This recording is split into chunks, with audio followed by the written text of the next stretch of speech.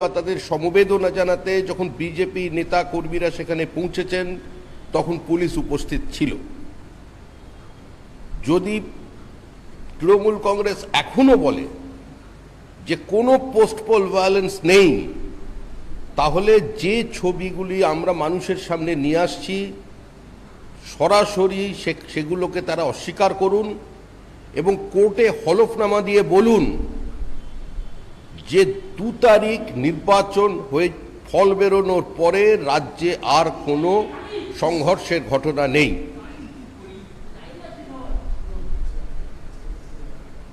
যদি আদালতের ওপর সামান্যতম আস্থা বা বিশ্বাস এখনো তৃণমূল কংগ্রেসের অবশিষ্ট থাকে, যদি সেটাকেও তারা মানবাধিকার কমিশনের মতো আক্রমণ না করেন, রিডিকিউল না করেন, তাহলে হলফনামা দিয়ে জানান যে এ ধরনের কোনো ঘটনা পশ্চিমবঙ্গে ঘটেনি। কারণ আমাদের যে কর্মীরা খুন হয়েছেন তাদের পোস্টমর্টম হয়েছে পুলিশের উপস্থিতিতে, সুতরাং সেগুলো সরকারি নথি আমাদের কাছে আছে। তাহলে তিনি বলুন যে পোস্টমর্টম হয়েছে, সেই পোস্টমর্টমগুলো অবৈধ, অটোপসির অনুমতি রাজ্য সরকারের ছিল না, স্থানীয় প্রশাসনের ছিল না, বিজেপি জবরদস্তি লাশ কাটা ঘরে মানুষদের ঢুকিয়ে তাদের দেহের ওপরে কাটাছেঁড়া করেছে। এটা হলফনামা দিয়ে রাজ্য সরকার বলুন। এটা বিজেপির চ্যালেঞ্জ পশ্চিমবঙ্গ রাজ্য প্রশাসনের কাছে।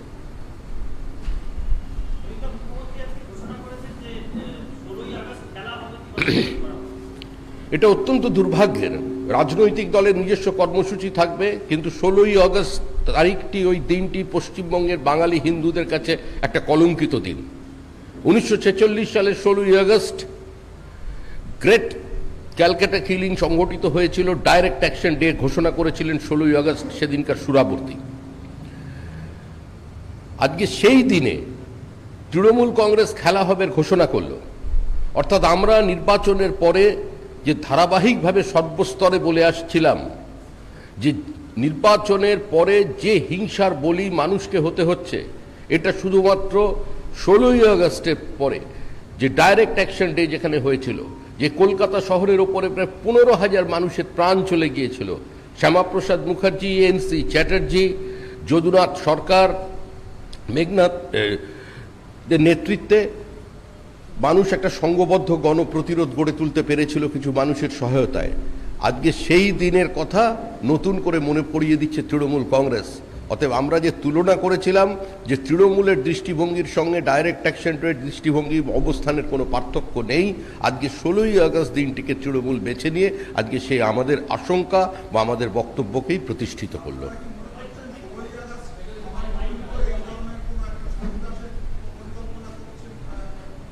দেখুন, এখানে তো একতরফা সন্ত্রাস হচ্ছে। তৃণমূল কংগ্রেস সারা দেশে কি করতে পারবে, কি করতে পেরেছে, এটা প্রত্যেক মানুষের জানা। আসামের বাঙালিদের কাছে গিয়ে বলেছিলেন বিজেপি বাঙালি বিরোধী পার্টি। স্থানীয় নির্বাচনে বাঙালিদের মধ্যে তৃণমূল প্রার্থী দিয়েছিল। আসামের মানুষরা তাদের জমানত নয়, জমানতের জমানত বাজেয়াপ্ত করে দিয়েছে। দিল্লিতে করলবাগে গিয়ে, চিত্তরঞ্জন পার্কে গিয়ে বাঙালিদের মধ্যে তারা দাঁড়িয়ে বলেছিলেন জনভিত্তি বাড়াতে হবে পশ্চিমবঙ্গের তৃণমূল কংগ্রেসের। চিত্রাভিনেতা প্রবীণ চিত্রতারকা বিশ্বজিৎকে প্রার্থী করা হয়েছিল। বহু বক্তৃতা করেছিলেন পশ্চিমবঙ্গে দিল্লিকে নিয়ে। দিল্লিতেও তাদের জমানত বাজেয়াপ্ত হয়ে গেছে। শুধু জমানত বাজেয়াপ্ত হয়নি। তো তৃণমূলের অতীত, তাদের রাজনৈতিক কর্মকাণ্ড মানুষের জানা, কিন্তু খেলা হবে 16ই আগস্ট মানে আমাদের আতঙ্কিত থাকতে হবে পশ্চিমবঙ্গের মানুষের আবার তৃণমূল ঝাঁপিয়ে পড়তে পারে।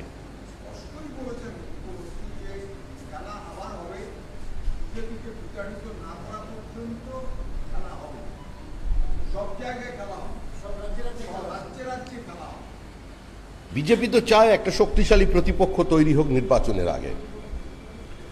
এই ধরনের প্রতিপক্ষদের মোকাবেলা করেই আমরা 2 থেকে আজকে 303-এ পৌঁছেছি। নিজেদের রাজনৈতিক অবস্থানকে ডাইলিউটেড না করে, কোনো রাজনৈতিক বিশেষ মতাদর্শের কাছে আত্মসমর্পণ না করে, আমরা আমাদের মতো করে আমাদের কথা বলে মানুষকে সঙ্গে নিয়ে আজকে আমরা চলেছি এবং তার ফলে মানুষ আমাদের সঙ্গ দিয়েছে, মানুষ আমাদের সাথে আছে। মুখ্যমন্ত্রীর আর একটা মন্তব্য, এর প্রতিক্রিয়া চাইছি। বিজেপি হাইলোডেড ভাইরাস পার্টি, গুলি গালি বলি দিয়ে রাজনীতি চলছে। আমি আপনার প্রশ্নটা পরিষ্কার শুনতে পেলাম না। BJP high loaded virus party, গুলি গালি বলি এই দিয়ে রাজনীতি চলছে। এ সমস্ত শব্দবন্ধ মুখ্যমন্ত্রী নিজের এর উত্তর দেবার মতো মেধা আমাদের নেই। তবে শুধু এটুকুই বলতে পারি যে 2,30,00,000 মানুষ পশ্চিমবঙ্গে যদি এই ভাইরাসে আক্রান্ত হয়ে থাকে, তাদের পরিবার যোগ করলে কোথায় দাঁড়াচ্ছে ব্যবস্থাটা। তো এটা তো একটা ভয়ঙ্কর সংক্রমণ। এই সংক্রমণকে রোধ করবার ক্ষমতা কি তৃণমূল কংগ্রেসের আছে? মগজে মরুভূমি, ওরা মানবিক কাকে বলে জানেই না। ওরা সব এজেন্সির ঠিকাদারি নিয়ে গোটা দেশ এইভাবেই চালাচ্ছে। আমাদের মগজে যদি মরুভূমি থাকে, তাহলে যে মানুষগুলো কে হয়তো বিজেপির কোনো নেতা অনুপ্রাণিত করে ফেলেছেন বা প্রভাবিত করে ফেলেছেন, তাদের মগজের মরুভূমিতে উনি মরুদ্যান তৈরি করে দিন। কিন্তু শুধুমাত্র কিছু শব্দবন্ধের মধ্যে দিয়ে একটা খোলা মঞ্চে বক্তৃতা করা যায়। ভারতবর্ষের মানুষ একটু দরিদ্র হলেও তারা মূর্খ নয়, অশিক্ষিত নয়। তাদের রাজনৈতিক সচেতনতাকে তৃণমূল এভাবে প্রভাবিত করতে পারবে না। শ্রমিকদা, মমতা বন্দ্যোপাধ্যায় আজকে বলেছেন যে নির্বাচনের সময় জোট করে লাভ নেই, এখন থেকেই তৈরি হতে হবে, জোটবদ্ধ হয়ে দেশকে পথ দেখাতে হবে, একসঙ্গে আগে এগোতে হবে, কর্মীদের মতো আপনাদের পাশে থাকবো, যা আদেশ দেবেন তাই করব। কি বলবেন? জোট তৈরি করুন। আমরা তো ভারতবর্ষের বিভিন্ন জোট রাজনীতি দেখেছি। দেশের মানুষ মুরারজি ভাই দেশাইকে দেখেছে, বিশ্বনাথ প্রতাপ সিংকে দেখেছে, চন্দ্রশেখরকে দেখেছেন, আইকে গুজরালকে দেখেছেন, দেবে গৌড়াকে দেখেছেন। দেশের মানুষ তাদের অভিজ্ঞতা থেকে ভোট দেবেন। আজকেই শেষ পর্যন্ত কতজন তৃণমূলের বক্তৃতা শুনেছেন, কোন ক্লাবে দিল্লিতে করছিলেন, তো সেটা একটু সবাই খোঁজ নিয়ে নিন, বুঝতে পারবেন। আগামী 2-3 দিনের জন্য আমি দিল্লি যাব, 2 বছর যেতে পারিনি। আমি বিরোধী নেতাদের সঙ্গে দেখা করব। পাওয়ার আছেন, চিদম্বরম আছেন, যদি বৈঠক ডাকেন তাহলে যোগদান করতে পারি। 26-27 থাকবো, ওই সময় ডাকলে আমরা যেতে পারি। কি বলবেন? মুখ্যমন্ত্রী দিল্লি যাবেন, এ তো অত্যন্ত আনন্দের কথা। পশ্চিমবঙ্গের বিকাশের স্বার্থে তিনি গিয়ে প্রধানমন্ত্রীর সঙ্গে দেখা করবেন, পশ্চিমবঙ্গের দাবি দাবা নিয়ে দিল্লিতে যাবেন, সেটা তো রাজ্যবাসীর কাছে অত্যন্ত আনন্দের কথা। কিন্তু দিল্লিতে গিয়ে তিনি যাদের সঙ্গে দেখা করবেন বলছেন, এরাই তো এখন একটা প্রান্তিক শক্তি হয়ে গেছে, নিজেদের রাজ্যে প্রত্যেকে অপ্রাসঙ্গিক হয়ে গেছেন।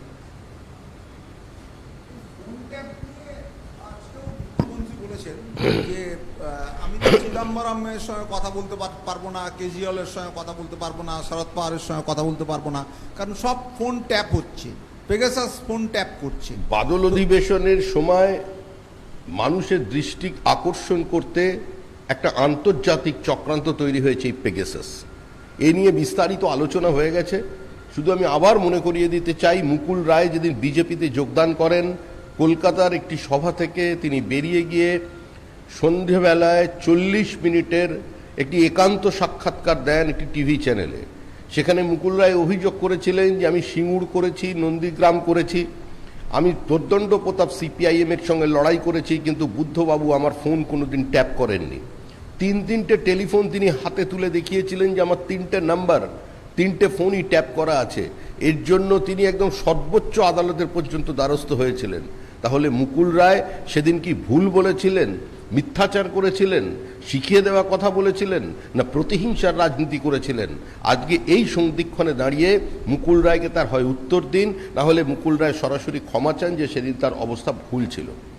তৃণমূল কংগ্রেসের শাসনে তৃণমূল কংগ্রেসের নেতারা, তৃণমূল কংগ্রেসের আমলারা, সরকারি আমলারা, এখানকার আইপিএস আইএস অফিসাররা, তারা হোয়াটসঅ্যাপ ফোনে কথা বলেন। তৃণমূলের নেতারা ফোন করতে বললে বলেন হোয়াটসঅ্যাপ কলে কথা বলুন। পশ্চিমবঙ্গেই একটা ফোন ট্যাপের আবহে একটা রাজনীতি রয়েছে, এটা প্রত্যেক মানুষের জানা। ভারতীয় জনতা পার্টির এই মুহূর্তে এ ধরনের রাজনীতি করবার কোনো প্রয়োজন নেই। মানুষ অস্থিরতার বিরুদ্ধে স্থায়িত্বের পক্ষে নির্বাচন করবেন। অনিশ্চয়তার মধ্যে ভারতবর্ষের মানুষ নির্বাচনে যাবেন না। কোভিড শেষ হলেই শীতকালে ব্রিগেড সমাবেশ করার কথা ঘোষণা করে দিলেন মুখ্যমন্ত্রী। বিজেপির কোনো পরিকল্পনা? বিজেপি তো কোনো রিঅ্যাক্টিভ মোডে নেই। বিজেপি নিজস্ব ন্যারেটিভ নিজেই তৈরি করবে। বিজেপির সংগঠন কিভাবে যাবে, কবে আমরা সভা করব সেটা আমরা ঠিক করব। আপনারাই তো সভা বলেছেন যে 24 ঘন্টার মধ্যে তৃণমূল সভা করলে একসময় এটাই করতে। পরিস্থিতি পরিবর্তন হয়, সেটা একটা সময়ের কথা ছিল, আজকে নির্বাচন হয়ে গেছে, পরিবর্তিত পরিস্থিতি আরেক কথা হয়। বিজেপি ব্রিগেড করার জন্য প্রস্তুত আছে। কোভিড শেষ হলে বিজেপিকেও ব্রিগেড করা থেকে কেউ আটকে রাখতে পারবে না। শ্রমিকদা, এই ফোন ট্যাপিং ইস্যুতে মমতা বন্দ্যোপাধ্যায় আজকে সর্বোচ্চ আদালতের হস্তক্ষেপ চেয়েছেন। তিনি বলেছেন যে সুপ্রিম কোর্টের উচিত অবিলম্বে শতপ্রণোদিত মামলা রুজু করা এবং সিট বানিয়ে তদন্তের নির্দেশ দেওয়া, কারণ গণতন্ত্র একমাত্র তারাই বাঁচাতে পারেন। কি বলবেন? মুকুল রায়ের অভিযোগটা কি হলো? নাম্বার ওয়ান, 2019 সালে এই তদন্ত একবার হয়েছিল।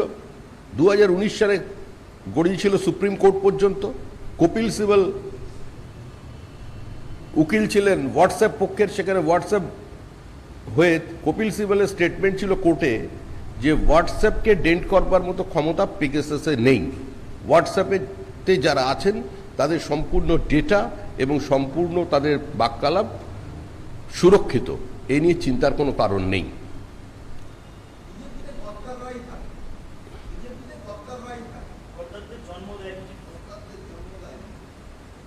এটা ওদের নিজস্ব ভাষা। তৃণমূলে থাকলে দেবতা আর তৃণমূল ছাড়লে দানব, এটা বলতে পারে। এখন গদ্দার না গব্বর, এটা তো তৃণমূলের নিজস্ব কয়েনেজ, তারাই এটার বিচার করতে পারে।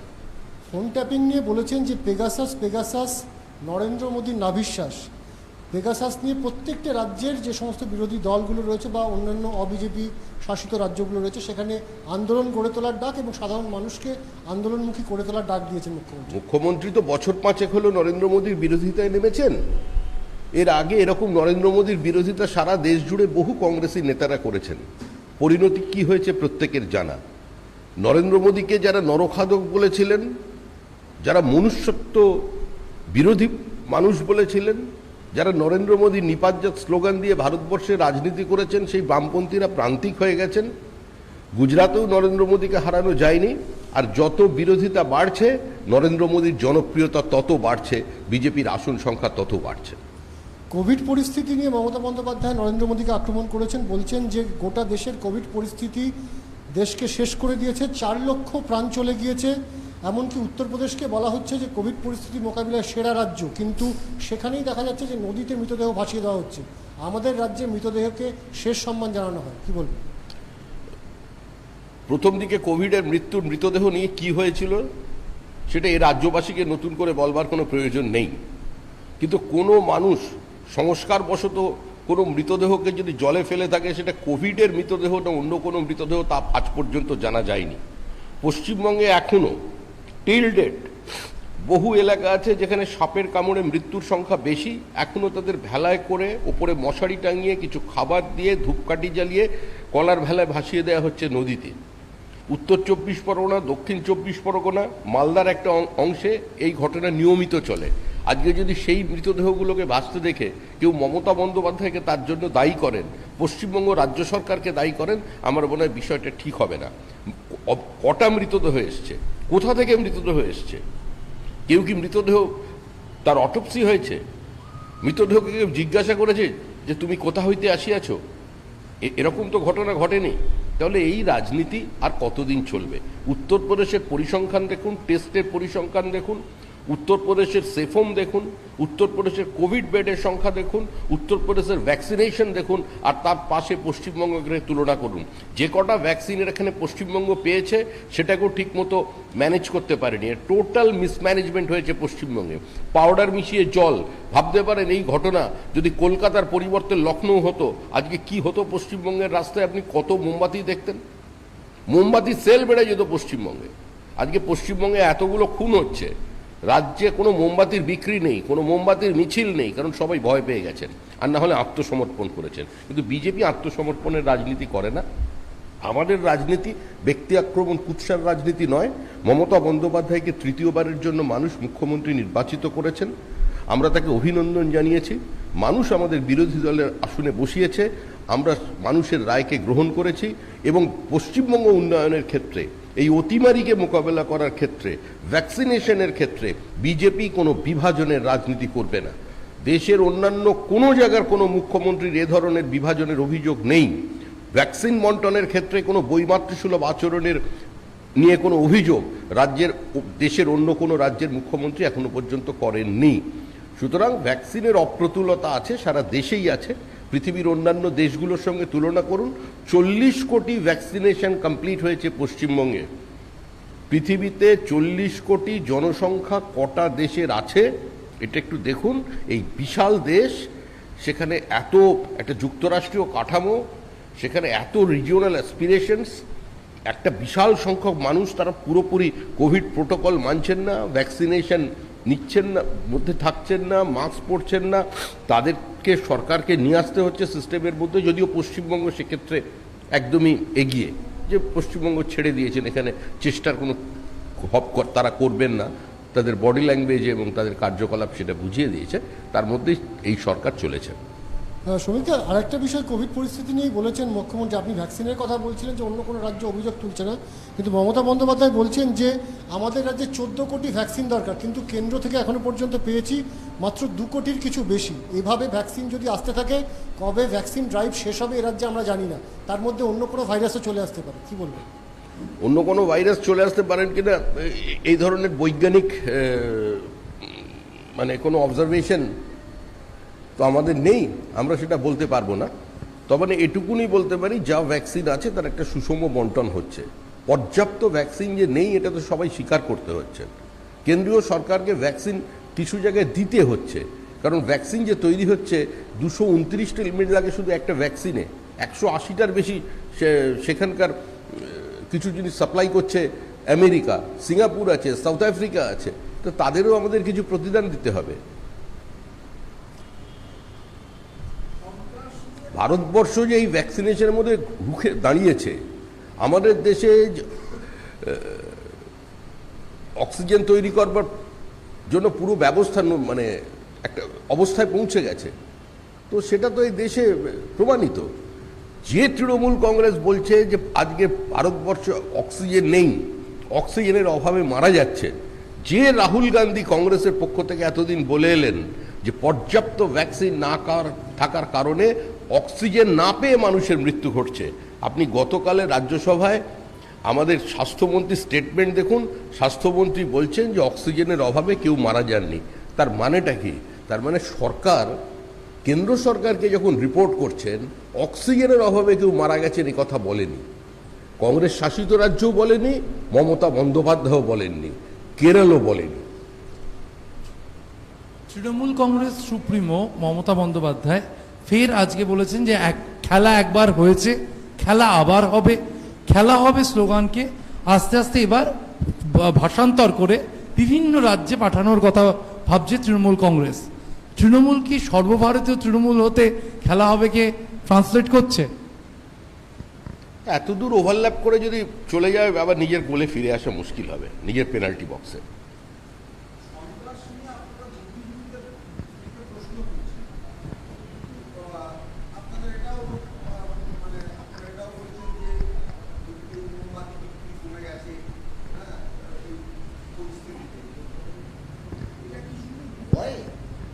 না লাগাতার যেটা দেখা গেছে যে ভোটের আগে থেকে শুরু করে বা এখনো যেটা যে বুদ্ধিজীবীদের সম্পর্কে বা তাদের ভূমিকা নিয়ে যে কটাক্ষ, আজকেও আপনারা যেটা বললেন যে এই মোমবাতি বিক্রি কমে গেছে, এটা কি খানিকটা কটাক্ষ না? বুদ্ধিজীবী আর বুদ্ধিযোগী দুটো পার্থক্য আছে। বিজেপি প্রথম থেকে বলে কোনো মানুষকে ব্যক্তিগত আক্রমণ করবার বা তাদের কুৎসা করবার আমাদের কোনো ইচ্ছা নেই। তবে এই কথা ঠিক, এই যে মানুষগুলোর ছবি আমরা আজকে রেখেছি আজকের দিনে, এই মানুষগুলোর মধ্যে 90% প্রান্তিক মানুষ, দরিদ্র মানুষ, গ্রামের মানুষ। তারা শুধুমাত্র নিঃশব্দে একটা রাজনৈতিক দলকে ভোট দেবার কারণে তাদের খুন হতে হলো, এর প্রতিবাদ পশ্চিমবঙ্গ করবে না? কালচারাল ক্যাপিটাল অফ ইন্ডিয়া, সেখানে রাস্তায় কোনো মিছিল হবে না? আমরা তো একটা বিচ্ছিন্ন ঘটনাকে উত্তরপ্রদেশের কেন্দ্র করে রাস্তায় বড় বড় মিছিল দেখেছি, মোমবাতি মিছিল দেখেছি। যখনই বিভিন্ন জায়গায় টিভিতে সান্ধ্যকালীন অনুষ্ঠানে নিশ্ছিদ্র নিরাপত্তার মধ্যে বসে তারা কথা বলেন, বারবার দু একটি বিচ্ছিন্ন ঘটনা কোথায় পারিবারিক গণ্ডগোলে কে কাকে খুন করেছেন তারও দায় নরেন্দ্র মোদীর উপর চাপিয়ে দেন, আর এতগুলো মানুষের প্রাণ চলে গেল, একটা কেউ কোনো প্রতিবাদ নেই, শব্দ উচ্চারণ করবেন না? এটা তো আশ্চর্যের ব্যাপার। এটা তাদের বিবেকের কাছে আমাদের প্রশ্ন। অভিষেক বন্দ্যোপাধ্যায় বলছেন যে আরো ভালো দেশের জন্য আমরা একসঙ্গে কাজ করব, স্বৈরতন্ত্রের সরকার আগে এবার দেশের পালা। দিল্লিতে কি অথরিটেরিয়ান রয়েছেন তাদের উৎখাত করতে হবে। আগামী দিনে ভারতবর্ষকে সঠিকভাবে স্বাধীন করে কর্মস্বাচ্ছন্দ্য ভারতবর্ষের বিশ্ববিদ্যালয় বাংলায় করবে। ঠিকই বলেছেন, একদম ঠিক কথা বলেছেন, তার বক্তব্যকে স্বাগত জানাচ্ছি। বাংলাই করবে। 2028-এর নির্বাচনে বাংলা 36টি আসন পশ্চিমবঙ্গ থেকে নিয়ে গিয়ে কেন্দ্রে নরেন্দ্র মোদীর সরকারকে, বিজেপি সরকারকে আরো শক্তিশালী করবে। আমরা সবসময় গণতন্ত্রের বিরোধীদের জন্য একটা স্পেস দিতে চাই। রাজনীতিতে গণতন্ত্রের প্রাথমিক শর্তই হলো বিরোধিতার অধিকার, বাদবাকিটা ছেড়ে রাখলাম।